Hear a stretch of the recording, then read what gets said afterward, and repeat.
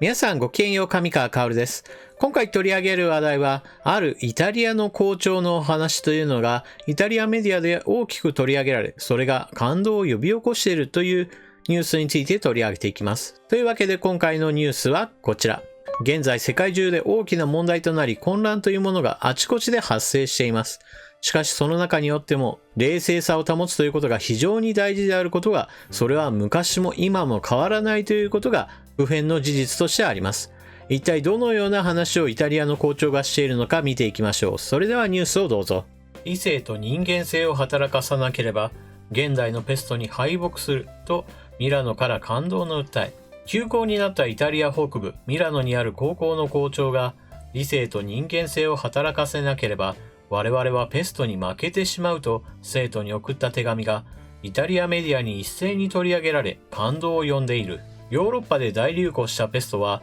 1629年ミラノを襲った。翌年3月のカーニバルで検閲を緩めた途端再びアウトブレイクし、1日最高3500人の死者を出した。感染が疑われる船を40日沖に停泊させた検疫フアランティンはイタリアのベネツィア方言グアンダジョルノに由来する。2月25日付の手紙は、ドイツ南西部の人々がミラノに持ち込むことを健康裁判所が恐れていたペストが本当にやってきた。国中に広がり、多くの人が犠牲になったというイタリアの作家アレッサンドロ・マンゾーニの婚約者イーナ付31章の引用から始まる。舞台はペスト下に見舞われた1630年のミラノ。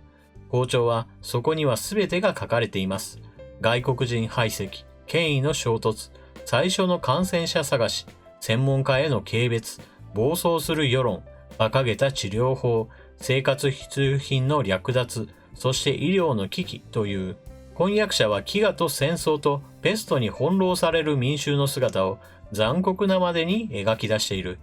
そこに神の救いはない。後の魔女狩りと同じように、毒を塗り込んだ布でペストを蔓延させたとして無実の罪を着せられたペスト塗り裁判と拷問。人口の3分の1が亡くなったペストは目に見えない恐怖から黒死病、死の舞踏とも呼ばれた。ペスト塗りに加え、ユダヤ人が井戸に毒を投げ込んだというデマ、異分子への弾圧と迫害、刹那的な欲望と祈祷、理性を失った人間は自分で自分を恐怖の淵へと引きずっていく。校長は混乱している今だからこそ婚約者を読んでほしい。本の中にはミラノのいろんな通りの名前が出てくる。まるで今日の新聞を読んでいるような錯覚に陥る。休校にするかどうかの判断は私にはつかないが、当局を信頼すると語りかけている。イタリアではベネツィアカーニバルは中断され、ミラノやベネツィアのあるロンバルティーア州やベネト州の町は封鎖。学校や大学は休校になった。校長は続ける。頭を冷やしなさい。集団妄想に取り憑かれてはなりません。適切な予防で十分です。普段通りの生活を送りなさい。この機会に散歩して領書を読みなさい。家に閉じこもる理由も、スーパーや薬局に殺到する理由もありません。マスクは病気になった人だけつければよいのです。感染症は世界の隅から隅へと猛スピードで移動します。それが今日の脅威です。数世紀前も感染症は同じように世界中に広がったが、ほんの少しゆっくりしていただけです。感染症の大流行で一番危険なリスクの一つは、マンゾーニやジョバンニ・ボッカチオが教えてくれます。ボッカチオの作品デカメロンも大流行したペストの恐怖から逃れるため、男女が退屈しのぎや公職話、悲劇に浸る物語だ。社会生活に回る毒と市民生活の荒廃。見えない敵に脅かされていると感じるとき、人間の本能はそこら中に敵がいるように錯覚させます。私たちと同じ仲間で脅威として、また潜在的な攻撃者として見なしてしまう危険があるのです。校長は21世紀になっても感染症におののく人間の心理は変わらないと説く。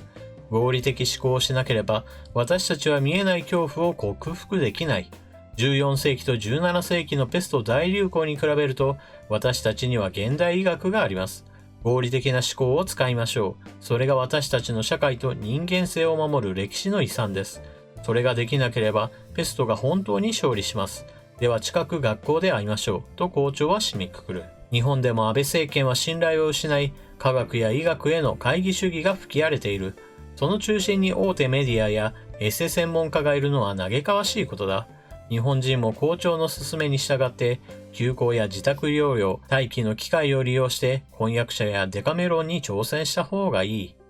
このイタリアの校長の話、非常に良い話なのですが、一つだけ訂正をしなければならないと思います。それはマスクについてです。これは WHO も言っているのですが、マスクは発症している人がつければ良いというのは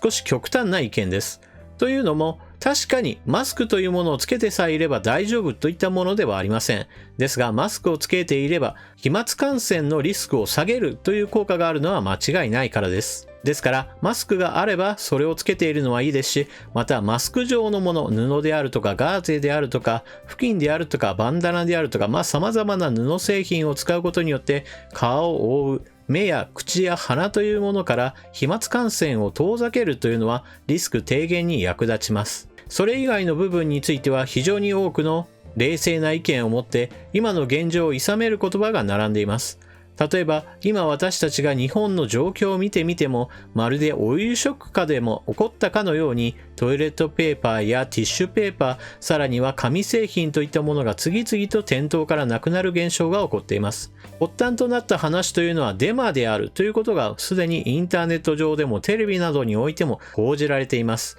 そのことは多くの人が知っています。ですが、店頭には実際に行列ができてしまいます。テレビなどがその行列のお客さんにインタビューをした時も、これはデマだということが分かっている。だけどみんなが買うから自分も買うしかないのだというような話をされている方がいます。デマだとは分かっていても、デマだと信じて買う人がいる。そしてそれを見越して転売をするために大量に買い占める人がいる。そうした人がいるだろうということを見越して、また人が買いに行くという現象が積み重なることによって、実際に店頭から物がなくなる、流通してお店に卸す、その流れ以上に買い物する人がたくさん押し寄せれば、どうしても商品は棚からなくなってしまう。そしてその商品が棚からなくなることをまたインターネット上にお知らせすることによって、私の街でもこんなにも商品がなくなっているのかというのを見てまた不安になり、そして自分もまた買いに走るという現象が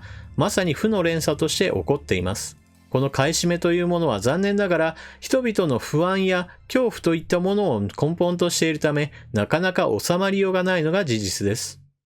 かつてヨーロッパを襲ったペスト、これによって人口の3割以上が亡くなったと言われています。しかし当時と今と大きく比べた場合、公衆衛生の考え方は全く変わっており、また対処療法についてもはるかに現代の医学の方が進歩しています。それによって人口の3割4割が亡くなるというようなペストのような脅威というものは、例えばエボラのような特殊なものに限られているのが現状です。ですから今回広がっている流行にしてもそのような極端なものではないことはすでにみんなが分かっています。分かった上でいかにして冷静になってみんなで力を合わせていくのか大事なのかというところが非常に我々にとって問われているところです。